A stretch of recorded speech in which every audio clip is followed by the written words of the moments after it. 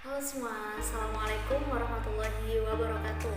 Bertemu lagi bersama saya, Khairunisa, mahasiswi Prodi Bahasa dan Sastra Arab UIN Maulana Malik Ibrahim Malang. Nah, pada video kali ini saya akan membahas tentang mengkaji definisi, sumber, dan rumusan masalah untuk pemenuhan tugas mata kuliah Madhal ila Bahas Ilmi. Nah, pada video kali ini saya akan membahasnya secara santai, kayak sharing-sharing gitu. Jadi nanti kalau pada penyampaian saya ternyata ada yang kurang tepat atau teman-teman punya pendapat lain, nah bisa share jawaban atau kritikan di kolom komentar di bawah ini. Oke?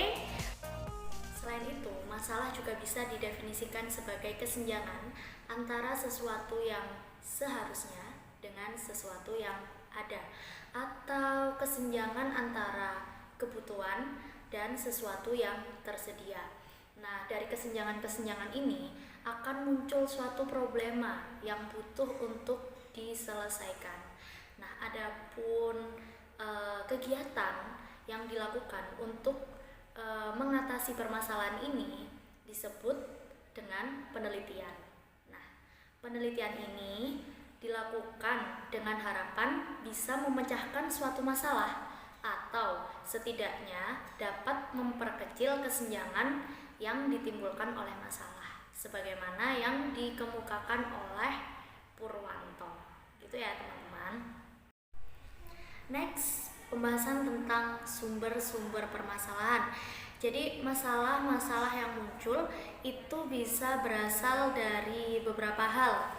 Di antaranya adalah observasi, terus dedukasi dan teori, kemudian kepustakaan, masalah sosial, situasi praktis, dan pengalaman pribadi. Nah, dari beberapa sumber ini ada satu proses yang dianggap cukup kaya akan masalah, yakni observasi. Karena observasi merupakan suatu proses pengamatan terhadap sesuatu secara detail, sehingga kita bisa benar-benar memahami intuisi-intuisi sesuatu tersebut. Berikutnya adalah pembahasan mengenai sumber-sumber permasalahan yang bisa diidentifikasi. Nah, sumber-sumber permasalahan yang bisa diidentifikasi meliputi yang pertama, observasi. Nah, observasi adalah sumber yang paling kaya akan masalah penelitian. Kemudian, yang kedua adalah deduksi dari sebuah teori. Nah, teori itu sendiri merupakan konsep-konsep yang masih berupa prinsip-prinsip umum yang penerapannya belum bisa diketahui selama belum dilakukan penelitian atau pengujian. Kemudian berikutnya ada kepustakaan. Nah, kepustakaan merupakan hasil dari penelitian yang kemungkinan dapat memberikan rekomendasi. Perlunya dilakukan suatu penelitian ulang, baik dengan atau tanpa variasi tertentu. Kemudian, masalah sosial. Masalah sosial juga bisa menjadi sumber permasalahan yang valid dan variatif. Kemudian, situasi praktis dan pengalaman pribadi.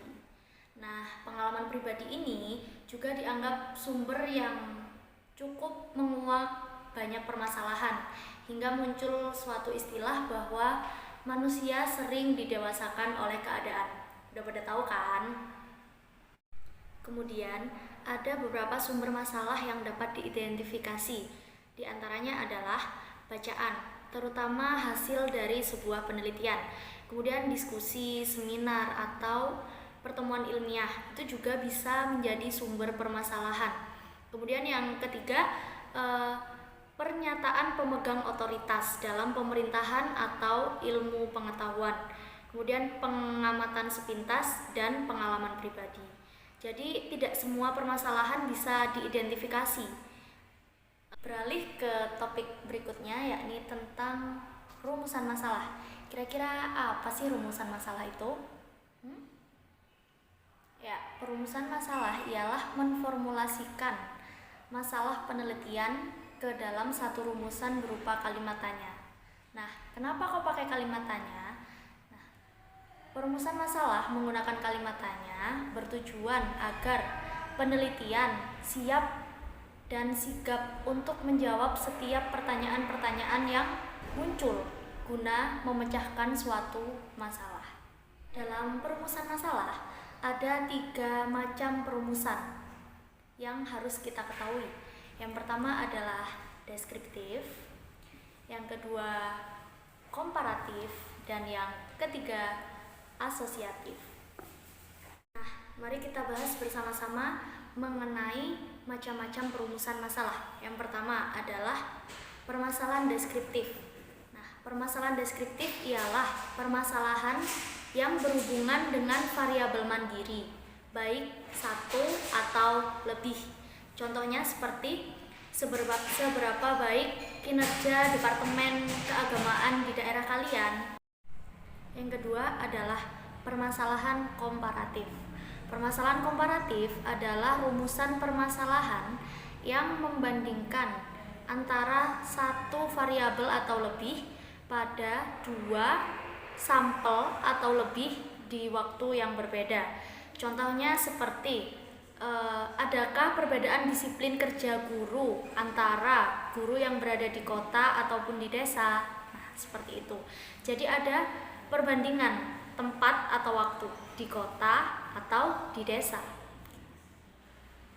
Yang ketiga adalah permasalahan asosiatif. Permasalahan asosiatif merupakan rumusan masalah penelitian yang sifatnya menanyakan hubungan antara 2 variabel atau lebih. Nah, dalam hal ini ada 3 bentuk hubungan. Yang pertama ialah hubungan simetris, yang kedua hubungan kasual, dan yang ketiga adalah interaktif atau hubungan timbal balik. Kemudian ada beberapa karakteristik dalam perumusan masalah. Di antaranya adalah memuat hubungan variabel. Maksudnya, perumusan masalah harus jelas memperlihatkan variabel tertentu agar penelitian tidak bersifat eksploratif dan berangkat dengan tangan kosong. Kemudian selain itu, perumusan masalah juga harus dinyatakan secara jelas dan tidak ambigu dalam bentuk pertanyaan. Maksudnya, perumusan masalah adalah pertanyaan penelitian yang akan dicari jawabannya, sehingga harus dirumuskan dengan kalimat tanya. Dirumuskan dengan kalimat tanya ditujukan agar para peneliti siap dengan berbagai pertanyaan yang akan diajukan seputar topik penelitiannya. Berikutnya adalah memungkinkan pengumpulan data untuk menjawab pertanyaan, yakni masalah yang dikaji harus bisa dipertanggungjawabkan oleh para peneliti dan harus bersifat empiris. Kemudian, perumusan masalah itu tidak menyatakan posisi moral atau etik seseorang, yakni pertanyaan yang diajukan harus bersifat netral. Dalam artian tidak terkait dengan moral atau etik, karena hal yang demikian itu dianggap pertanyaan yang kurang baik dan cenderung kontroversial. Baik teman-teman sekalian, demikian tadi ulasan mengenai definisi, sumber, dan rumusan masalah dari saya. Apabila dalam penyampaian saya ada yang kurang tepat atau mungkin teman-teman memiliki pendapat lain, bisa di-share di kolom komentar. Dan cukup sekian dari saya. Mohon maaf yang sebesar-besarnya. Wassalamualaikum warahmatullahi wabarakatuh.